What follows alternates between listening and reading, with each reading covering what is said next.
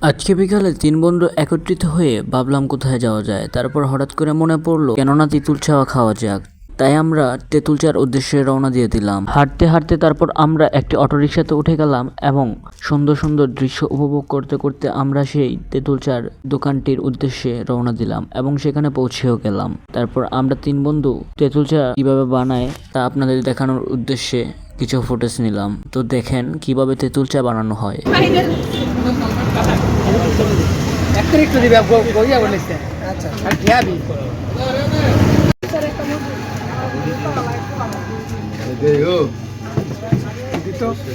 একটা চলছে লাগবে মজা না খাই দেন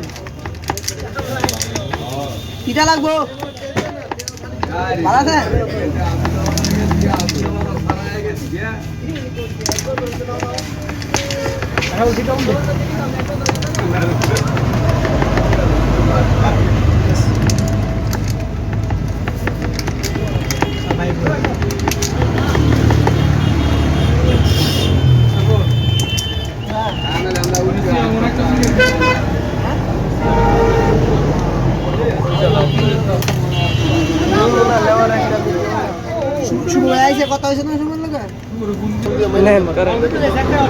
বন্ধুরা, এভাবে তেঁতুল চা বানানো হয় এবং তেঁতুল চা বানানো শেষ হওয়ার পর আমরা তিন বন্ধু মিলে এই তেঁতুল চার অমৃত স্বাদ উপভোগ করলাম। বন্ধুরা, এরপর আমাদের যখন তেঁতুল চা খাওয়া শেষ হলো তখন আমরা সেখানে কিছু ফটোশুট করে চলে গেলাম এরই পাশে একটি সুন্দর প্লেস, কাশফুল এবং সুন্দর একটি মাঠে, অর্থাৎ এক কথায় বলা যায় এটি একটি কাশফুলের বাগানই ছিল। তারপর আমরা সেখানে গিয়ে কিছু ফটোশুট করলাম।